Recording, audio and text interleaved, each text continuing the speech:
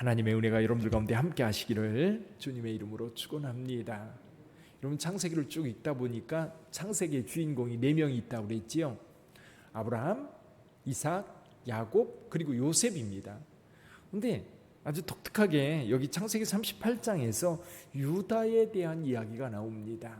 유다에 대한 이야기가 나오는데, 이 유다가 베레스를 낳은 이야기, 이 이야기는 유명한 이야기입니다. 예수님의 족보에 기록되는 그런 이야기지요. 근데 이제 유다에 대한 이야기를 여기에 넣은 이유는 아마도 다윗 왕조, 그러니까 이스라엘이, 야곱이 12명의 아들을 낳았는데 그 12명의 아들들이 각기 이제 각 지파를 형성합니다. 그런데 그 지파 가운데 이제 처음에 왕이 되었던 사울은 베냐민 지파였습니다. 그러니까 야곱의 막내 아들이었죠. 베냐민의 후손이었던 베냐민 지파에서 사울이 나왔는데, 실제로 그 후에 이스라엘 유력한 왕족 집안은 유다 지파에서 나왔어요. 그래서 아마도 유다 이야기를 쓰면서 이 유다의 자손이 어떻게 흘러가는지를 오늘 여기 창세기 38장에서 밝히고 있습니다. 그런데 문제는 뭐냐면 여기에 나오는 유다의 모습, 유다에게서 두 가지를 생각해 볼 수 있어요.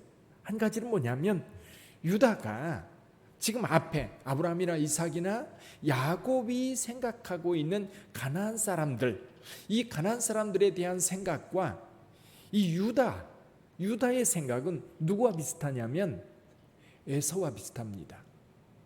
그렇죠?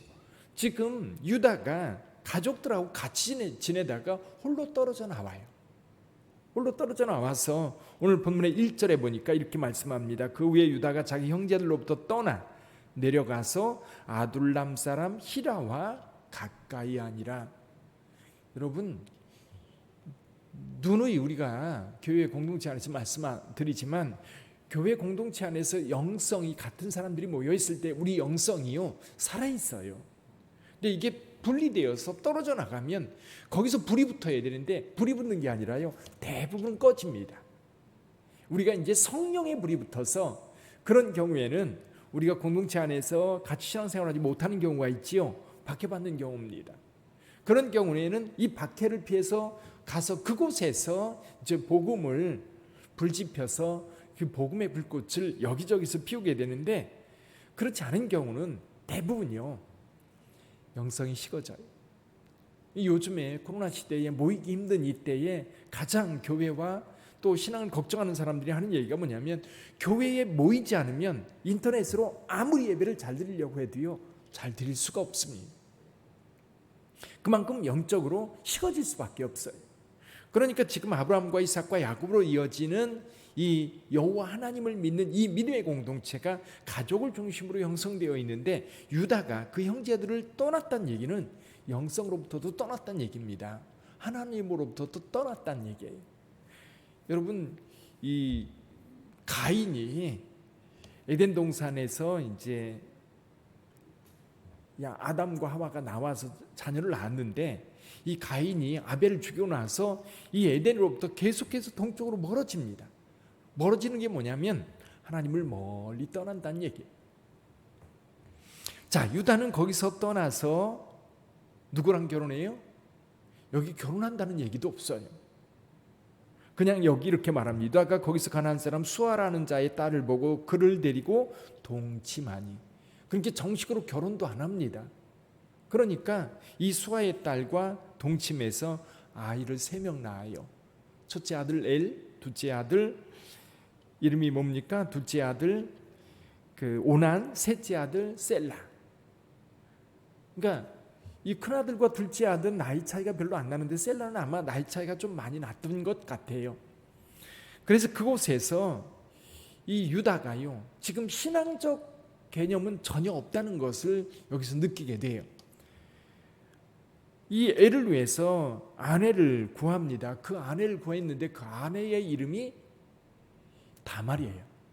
이 다말이라고 하는 여인을 구해서 이 며느리로 삼아서 엘과 결혼을 시킵니다. 이때도 실은 유다는 신앙이 그 중심에 있지 않아요. 그런데 문제는 뭐냐면 이 엘이 하나님 보시기에 하나님께서 악함으로 그를 죽여요. 그래서 이런 생각이 들어요. 여러분, 수아의 딸 이름도 없습니다. 수아의 딸이라고만 되어 있지 그가 이름이 누구다라고 기록되어 있지 않아요. 그땐 이야기는 뭐냐면 이 수아의 딸하고 유다는 정식으로 결혼한 것도 아니고 어떻게 살다 보니까 같이 살게 되었고 자녀를 낳았고, 그래도 유다는 큰아들을 위해서 며느리를 정식으로 구해줍니다. 근데 여기에도 신앙이라고 하는 개념이 전혀 개입되지 않아요. 근데 이 수아의 딸도 아마도 가나안 사람들, 이 악한 자들, 또 뭐랄까요, 불의한 자들, 그런 삶을 살았던 것 같아요. 그러다 보니까 엘도 악하여서 죽었고, 그래서 유다가 이 엘을 위해서 이 오난에게 형수에게 들어가서 형수로 하여금 형을 위하여 아들을 낳게 해라, 대를 이을 수 있도록 해라. 근데 오난은 그것이 싫어서 아기를 낳지 못하게 만듭니다. 이것도 하나님께서 보시기에 어때요? 악한 것이어서 결국 오난도 죽습니다. 근데 셀라가 아직 어려요. 근데 아마 유다는 이런 생각을 했던 것 같아요. 우리 옛말에 그런 말 있지요. 남편 잡아먹는 아마도 큰아들 죽고 둘째 아들 죽고 이 다말 때문에 죽었다라고 유다는 생각했던 것 같아요. 그래서 셀라가 그기까지 너는 친정에 가 있어라. 셀라가 다 크면 너를 부르리라. 그런데 셀라가 장성했습니다. 그런데 유다가 다말을 부르지 않아요. 이유는 뭐냐면 셀라도 죽을까 봐. 그러니까 자기 아들을 지키기 위해서 다말은 그냥 잊어버린 거예요. 그냥 생각도 안 하고 있는 겁니다. 그래서 아마 적당한 때에 셀라를 위해서 다른 며느리를 구하려고 그렇게 생각했을 겁니다. 근데 다말은 달랐어요. 그러니까 여기까지의 내용을 보면 유다는 사실은 신앙이라고 하는 개념이 전혀 없고 신앙적 행동을 한 것도 아닙니다. 그냥 가나안 사람들에게 섞여서 가나안 문화를 따라서 지금 가고 있어요. 근데 이 다말은 달랐어요. 이게 가나안 보통 여인들하고 전혀 달랐던 겁니다. 보통 여인들 같으면 그렇게 해서 과부가 되어서 아마도 친정집에 갔다면 다른 생각을 했을지 몰라요. 근데 끝까지 기다립니다. 근데 유다가 셀라를 자기에게 주기를 꺼려한다는 사실을 알고 오히려 창녀로 변신해서 이 시아버지 유다의 자녀를 갖게 됩니다. 이 소식을 들은 유다 어떻게 해요? 당장 끌어다가 불사를 하고 얘기해요. 이게 버리고 방치했던 때는 언제고, 또 시아버지로서의 어떤 권리를 주장하려고 한 때는 또 전혀 다른 문제로 나타나고 있습니다. 그런데 유다에게 있어서 굉장히 중요한 문제가 한 가지가 있어요. 근데 이제 창녀로 변신해 있을 때에 유다가 그에게 들어갈 때 유다의 도장, 끈, 그리고 지팡이를 담보물로 주거든요. 그리고 이제 염소새끼를 주기로 했는데 염소새끼를 가지고 갔는데 그 창녀가 없는 거예요. 그래서 그냥 돌아옵니다. 여기 다말이 끌려가면서 이야기합니다. 내가 이 사람으로 말미암아 임신하였다라고 이야기를 해요. 그게 뭐였어요? 유다의 도장, 유다의 지팡이, 유다의 끈이었던 겁니다. 그걸 금방 알아봤지요, 유다는. 근데 유다가 여기에서 자기의 부끄러움을 감추기 위해서 다말을 죽이지 않습니다. 유다가 한 말이 있어요. 26절 한번 읽어볼까요? 같이 읽어봅니다. 유다가 그것을 알아보고 이르되 그는 나보다 옳도다. 내가 그를 내 아들 셀라에게 주지 아니하였음이로다 하고 다시는 그를 가까이 하지 아니하였더라. 그리고 낳은 아들이 베레스와 세라예요. 나중에 룻이 보아스에게서 자녀를 낳았을 때에 그 산모들이 이런 축복을 해요. 유다가 다말에게 베레스를 낳은 것처럼, 그 얘기를 해요.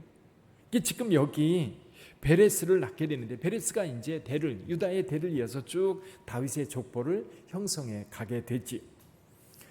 근데 여러분, 여기에서 우리가 생각할 수 있는 것이 이거예요. 다말은 이 가나안 여인, 이 가나안 땅의 타락한 집안의 여인이었는데, 다말은 오직 의를 생각하고 사는 거예요. 자기가 유다의 집안에 씹어서 유다의 집안에서 내가 지켜야 될 게 뭔가를 생각하는 겁니다. 근데 유다는 불의한 거예요. 왜냐하면 다말이라고 하는 여인, 자기 집에 시집온 분명한 자기 식구임에도 불구하고 그를 방치하고 있고, 그리고 그때 당시 풍습을 따라서 이 형수를 위해서 동생이 들어가서 이 씨를 잇게 하는 그런 관습에 대해서 유다는 그거를 배제시키려고 했던 거예요. 셀라에 대해서는. 셀라를 살리기 위해서. 근데 다말은 그 집안에 들어와서 그 일을 이루려고 하는 그 모습, 유다가 그것을 인정했기 때문에 유다는 여러분 그 대를 이어갈 수 있었고 이스라엘 집안에서 유력한 집안이 될 수 있었던 거예요. 사랑하는 성도 여러분, 그렇습니다. 저와 여러분들이 신앙생활을 하면서 의를 따라가야 돼요.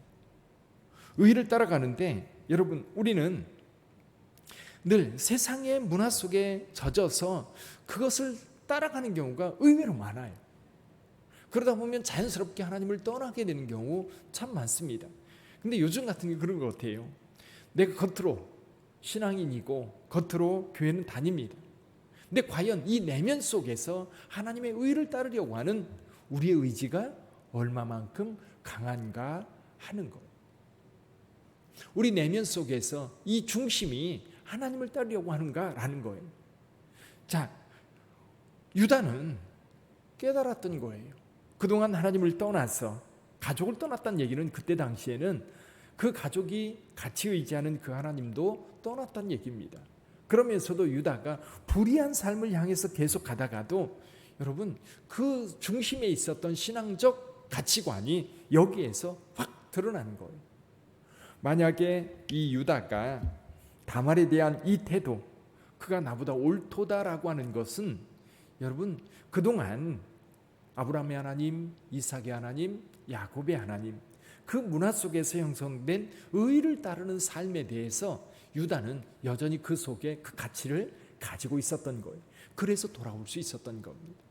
그래서 여러분 자녀를 양육할 때에도 어렸을 때 신앙을 심어주는 것이 그렇게 중요한 거예요. 어렸을 때 교회 다니고 어렸을 때 신앙에 대해서 여러분 잘하면 부모님 말 안 듣잖아요. 근데도 참 희한하게 어렸을 때 억지로라도 교회 데리고 다니고 그 문화 속에 젖어들었던 사람들이 나중에라도 신앙으로 돌아와요. 믿음으로 돌아와요. 그래서 어렸을 때 영적 경험하는 것 굉장히 중요한 것 같아요. 우리가 지켜야 할 가치가 있을 때 그 가치를 세상 문화나 또 주변 사람들을 의식해서 그것을 버린다고 한다면 의가 우리의 삶을 지켜줄 수 없는 거예요. 유다는 그거를 보면서 얼마나 창피했겠어요. 그럼에도 불구하고 다말이 옳다는 것을 인정할 때 그 집안이 하나님 앞에 유력한 집안이 될 수 있었던 것처럼 오늘도 여러분 기꺼이 주께서 원하시는 의의 길을 따라가는 저와 여러분들이 되기를 주님의 이름으로 축원합니다. 기도하겠습니다.